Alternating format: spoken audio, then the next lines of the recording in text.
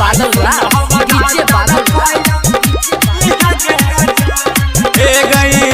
कन्हा बापा ओढ़ी के ललकी चुनरिया मैया दरबार चला जही है गे जान। कान्हा बापा ओढ़ी के ललकी चुनरिया मैया दरबार चला जही है गे जान। अगला लगान में तो हर है तो बिया हवा सुनहवा रात कोयरा लिह गे जान जाना गे। अगला लगन में तोहार है तो बियाह सुनहवा रात कोयरा लिह गे जान। सुनहवा रात कोयरा लिह गे जान। पीएसटी मनोरंजन फिल्म मिठान बाजार समस्तीपुर। डीजे बादल डीजे बादल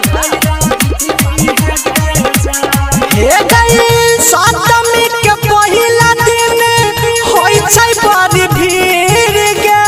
करी है पूजन सही से बनत ताकदीर गे बनत ताकदीर हे गई सप्तमी के पहिला दिन होई छै बड़ी भीड़ गे।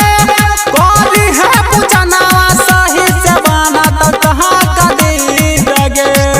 पैन के पुजारिया मैया दुआरिया मन ही मन माता के सुमरी गे जान।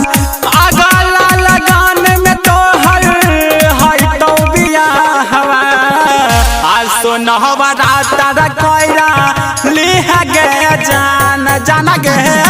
अगला लगान में तोहार है तो बियाहवा सुनहवा रात कोयरा लिह गे जान।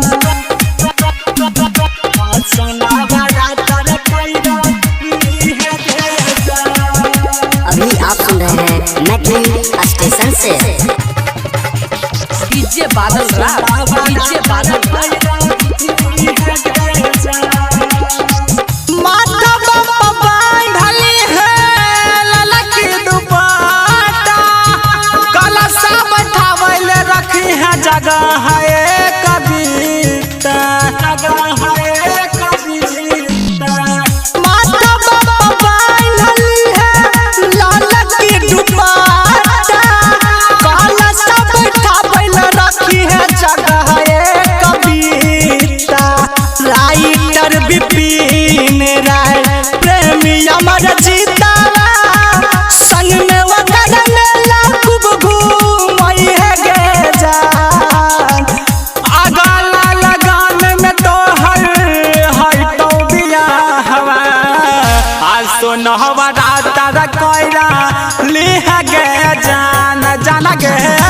अगला लगान में तोहार है तो बियाहवा सुनहवा रात कोयरा लिह गे जान। पीएसटी मनोरंजन फिल्म मिठान बाजार समस्तीपुर।